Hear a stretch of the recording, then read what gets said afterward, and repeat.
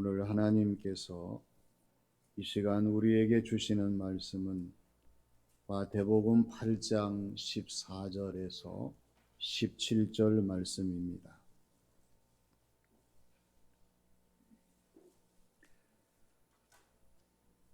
예수께서 베드로의 집에 들어가사 그의 장모가 열병으로 앓아 누운 것을 보시고 그의 손을 만지시니 열병이 떠나가고 여인이 일어나서 예수께 수종들더라. 저물매 사람들이 귀신 들린 자를 많이 데리고 예수께 오거늘 예수께서 말씀으로 귀신들을 쫓아내시고 병든 자들을 다 고치시니 이는 선지자 이사야를 통하여 하신 말씀에 우리의 연약한 것을 친히 담당하시고 병을 짊어지셨도다 함을 이루려 하심이더라. 아멘. 서로 인사합니다. 주님은 우리를 치유하십니다. 치유라는 말이 많이 들립니다. 의식주는 물론이거니와 일상적인 생활의 패턴 속에서 치유라는 말이 많이 인용되고 사용되고 활용됩니다. 치료와 치유의 개념은 조금 다른데요. 사전적인 의미로서는 치료라고 하는 것은 병이나 상처를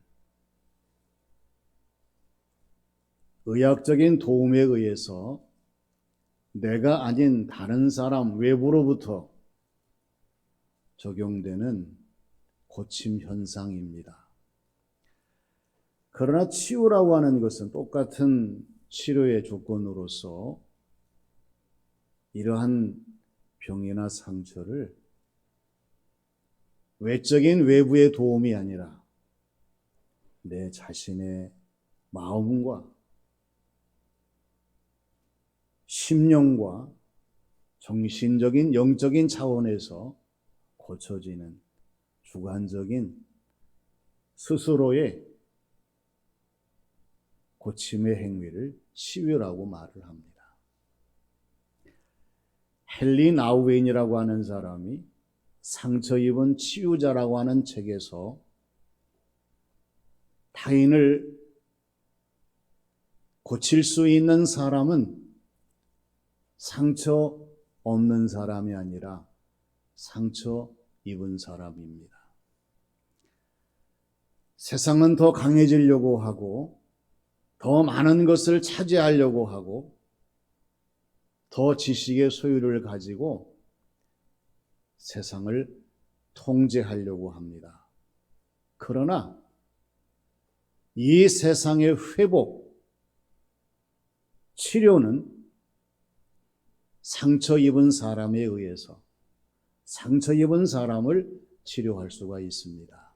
이렇게 역설하면서 예수님은 상처 입은 사역자인 동시에 상처 입은 치유자이셨습니다. 이렇게 증거합니다. 우리가 신앙생활을 하면서 그래, 우리 주님은 나의 치료자이시다. 예수님의 치유에 대해서 예스와 노를 물을 때에 우리는 노가 아니라 예스로 대답할 수 있는 사람들이 되어야 합니다. 왜냐하면 우리의 신앙생활을 통틀어서 우리 주님의 치유하심을 믿고 체험하고 증거하는 것이 그리스도인의 진정한 삶의 모습이기 때문에 그렇습니다. 오늘 주신 말씀을 보면은 우리의 치유자이신 주님이 어떤 분인가를 우리에게 말씀하여 주십니다. 먼저 찾으시는 치유의 주님이십니다. 우리가 누구를 찾을 때에 찾는 주체가 나냐, 다른 사람 타인이냐. 내가 다른 사람을 찾을 때에는 그것은 내 일이고 나의 선택이고 나의 배려입니다.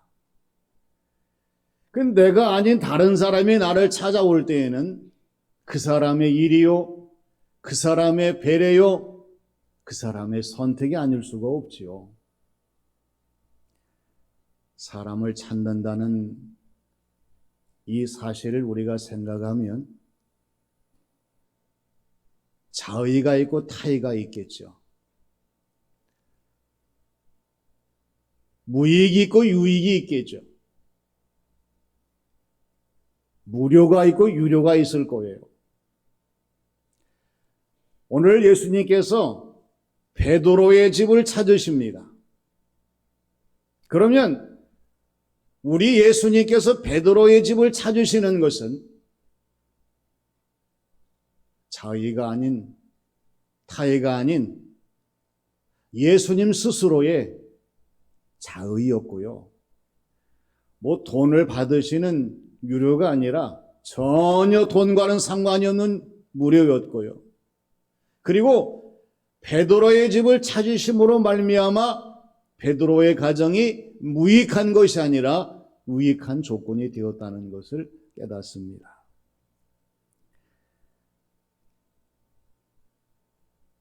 시편 89편 20절 말씀을 보면은요, 내가 내 종 다윗을 찾아내어 나의 거룩한 기름을 그의 머리에 부었도다 말씀을 하십니다. 다윗이 하나님을 찾은 것이 아닙니다. 다윗이 하나님을 만난 것이 아닙니다. 다윗이 하나님의 거룩한 기름을 자기 머리 위에 스스로 부은 것이 아니에요. 하나님께서 다윗을 찾으시고 다윗을 만나시고 다윗의 머리 위에 거룩한 기름을 부으셨음을 말씀하고 있습니다. 가난해서 공부를 못하고 일찍 기술을 배워가지고 재봉사가 된 사람이 가까운 근처에 있는 구두 수선공의 따님과 결혼을 하게 되었어요. 따님이 이 가정에 시집 와가지고 찾아온 거죠. 남편에게 공부를 가르칩니다.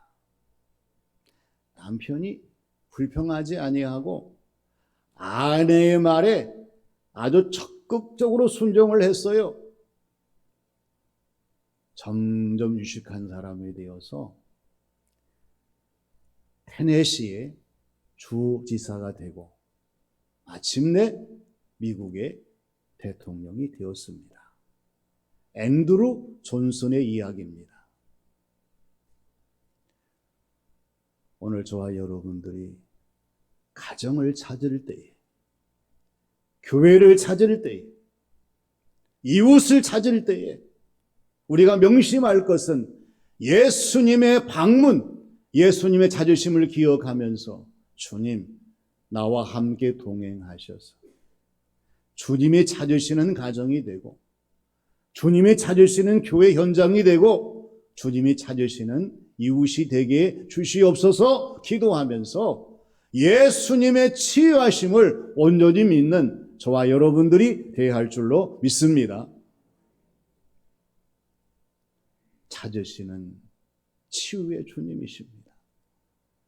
다음은 만지시는 주님의 치유입니다. 아프리카의 식물 가운데에서 유추 프라카치아라고 하는 그러한 식물이 있어요. 소량의 물과 햇빛으로도 잘 사는 음지식물이래요. 특징이 뭐냐면 얼마나 예민한지 사람이 아무나 함부로 만지면은 이 식물이 생기를 잃고 죽어간답니다.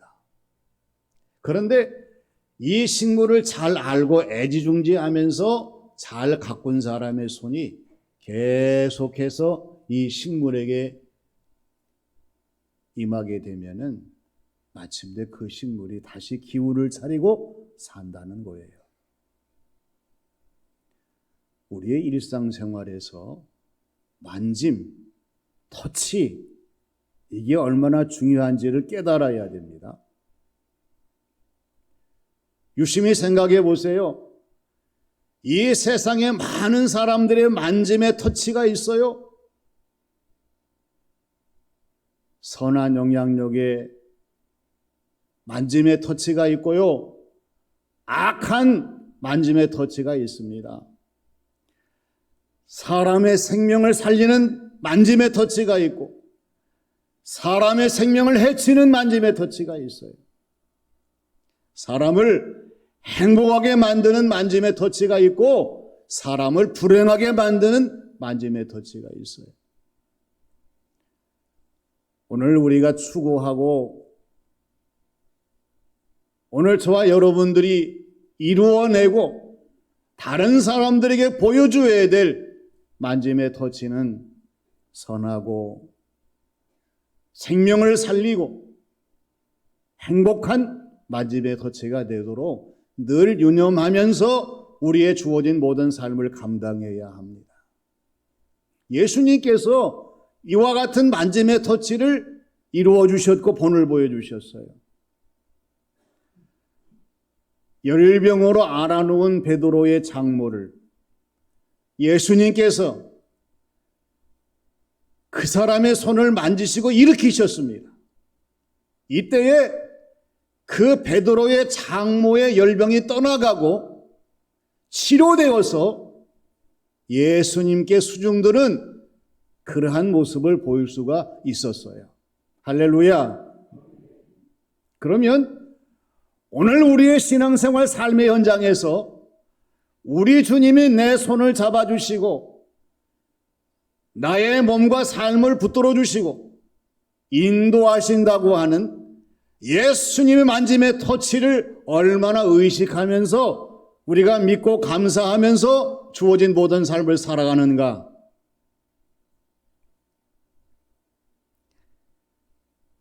우리 주님께서 만져주실 때에 왜 고쳐질 수 있는 치유의 현상이 나타나는가? 여러분, 우리 주님은 못하실 일이 없으신 전능하신 주님이시고요. 안 된 일이 없으신 모든 것을 다 만사를 능하게 하시는 만능의 주님이시고 우리 주님께서 야, 안 된다, 불가능한 모습으로 포기하는 적이 없으신 유능한 주님이시기 때문에 그렇습니다. 바울 사도가 빌립보서 4장 13절 말씀에 뭐라고 고백합니까? 내게 능력 주시는 자 안에서 내가 모든 일을 할 수 있느니라 이렇게 고백하고 있어요. 우리의 신앙생활 속에서 이 능력, 우리 주님의 터치하심, 우리 주님의 만지심이 우리의 심령 가운데에 실제적으로 체험되어지고 고백되어지는 신앙생활 삶이 되기 위해서는 우리를 치유하시는 주님은 주님의 손으로 놀라운 역사를 이루셔서 만져주심으로 터치하심으로 우리를 고치신다고 하는 이 믿음을 가지고 주님을 더욱 사랑하며 주님을 기대하며 주님의 능력을 구하는 저와 여러분들이 되어야 할 줄로 믿습니다. 마지막은 이루시는 치유의 주님이십니다. 말이 말을 만들고 소문이 소문을 낳고 꼬리가 꼬리를 뭅니다. 예수님께서 베드로의 집에 오셔서 열병으로 고통당하는 베드로의 장모를 고치셨다는 그러한 소리가 온 마을에 퍼졌습니다. 그래서 예수님의 치유의 소식이 곳곳에 들렸어요. 오늘 16절 말씀과 17절 말씀을 보게 되면 저물매 사람들이 귀신 들린 자들을 많이 데리고 왔어요. 근데 예수님께서 야, 시간 늦었다, 내일 보자, 그렇게 말씀하지 아니하셨어요. 나 많이 피곤해, 고칠 수 없어, 이렇게 말씀하지 아니하셨어요. 이들을 외면하지 아니하시고 이들을 다 받아들이시면서 말씀으로 귀신들을 내쫓으셨어요. 그리고 병든 사람들을 다 고쳐주셨어요. 그래서 마태는 이 예수님의 놀라우신 역사의 이적들을 보면서 오늘 17절 말씀에서 강조하는 것이 이는 선지자 이사야를 통하여 말씀하신 말씀에 우리의 연약한 것을 친히 담당하시고 병을 짊어지셨도다 함을 이루려 함이더라, 이렇게 말씀하는 것을 증거하는 것을 보게 돼요. 여기에 우리의 신앙생활에 중요한 핵심이 있습니다. 오늘 저와 여러분들이 신앙생활을 하면서 치유의 주님을 만나지 못하고 치유의 주님을 체험하지 못하고 치유의 주님을 증거하지 못한다고 하면 우리의 신앙생활은 단편적인 신앙생활이 될 수밖에 없어요. 우리도 예수님께서 치유하심은 성경적이요, 예언적이요, 또한 성취적인 그러한 치유였음을 고백할 수 있는 저와 여러분들이 되어야 돼요. 요한복음에는 기적이 많이 기록되어 있어요. 2장에는요, 물이 변하여 포도주가 되는 기적을 보여주십니다. 4장에서는 왕의 신하를 고쳐주시는 기적을 보여주십니다. 5장에서는 38년 된 병자를 고쳐주시는 기적을 보여주십니다. 6장에서는 오병이요 5,000명을 먹이시는 기적을 보여주시고 예수님께서 물 위로 걸어오시는 기적을 보여주시고 9장에서는 앞을 볼 수 없는 맹인을 고쳐주시는 기적을 보여주시고 11장에서는 죽은 나사로를 살리시는 기적을 보이셔요. 그러면 지금까지 내 자신의 신앙생활 속에서 예수님의 기적을 얼마나 믿음으로 고백하고 사실로 받아들일 수 있는 우리의 영적인 신앙 그리스도인의 자세로 살고 있는가? 그 기적 사건은 요한이 증거하는 그 시대에 끝나고 말았어. 지금은 기적이 일어나지 않아. 그런 믿음이 어떻게 온전한 믿음이 될 수가 있겠습니까? 우리 주님은 기적의 원동력인 줄로 믿습니다. 기적의 주인공이시고 기적의 치유자이셔요. 지금도 부활하신 예수님, 온 세상의 만왕의 왕이신 예수님께서 보이지 않는 치유의 손길로 기적을 나타내시는데요, 하나님의 은혜로 나타내시고 우리 주님의 도우심으로 나타내시고 성령님의 역사하심으로 나타내시는 줄로 믿습니다. 이 믿음을 가지셔야 돼요. 우리의 신앙생활 현장에서 하나님, 내 믿음이 부족하지 아니하도록 믿음 더욱 주시옵소서. 마가복음 9장 23절 말씀을 보세요. 마가복음 9장 23절에서 강조하시는 것이 뭐예요? 예수님이 이르시되 할 수 있거든이 무슨 말이냐? 믿는 자에게는 능히 하지 못할 일이 없느니라 말씀하셨어요. 이것이 우리의 신앙생활의 도전이 되어야 합니다. 우리의 신앙생활의 증거가 되어야 합니다. 우리의 신앙생활의 능력이 되어야 합니다. 이러한 기적 앞에서 주님이 우리에게 요구하시는 것은 믿음 한 가지예요. 믿음을 가지라. 믿음을 보이라. 믿음을 증거하라는 말씀이에요. 항상 우리의 신앙생활 속에서 변화가 없는 것은 내 믿음의 문제예요. 오늘 주님께서 저와 여러분들에게 치유의 사건을 말씀해 주셨어요. 찾으시는 치유의 주님이십니다. 오늘 저와 여러분들을 찾아오셔서 손 내미실 때에, 우리가 주님의 손을 잡을 때에, 주님을 믿음으로 순종하고 받아들일 때에 하나님의 놀라운 치유가 나타나게 될 줄로 믿습니다. 만지시는 치유의 주님이십니다. 내가 자는 순간에도, 내가 고통받는 순간에도, 내가 외로운 절망적인 순간에도 우리 주님은 우리를 만지시는 터치하심으로 우리의 심령을 다시 회복해 주시고 우리를 치료하시는 주님이셔요. 이루시는 치유의 주님이십니다.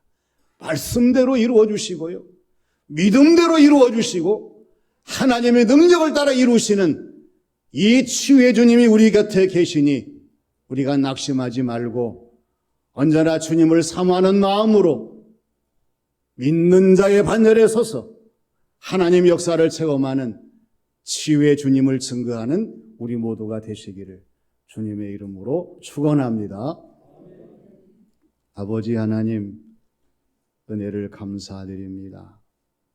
때로는 낙심하고 좌절하고 절망할 때가 많이 있지만 저희들을 포기하지 아니하시고 찾아오셔서 만나주시고 만져주시고 다시 회복해 주셔서 하나님 앞에 나오게 하시며 신앙생활을 이어갈 수 있도록 인도하심을 감사드립니다. 저희들의 신앙생활이 우리를 치유하시는 주님을 만나며 증거할 수 있는 살아있는 성도의 신앙생활, 믿음과 삶이 되게 하여 주시옵소서. 예수님의 이름으로 기도하옵나이다. 아멘.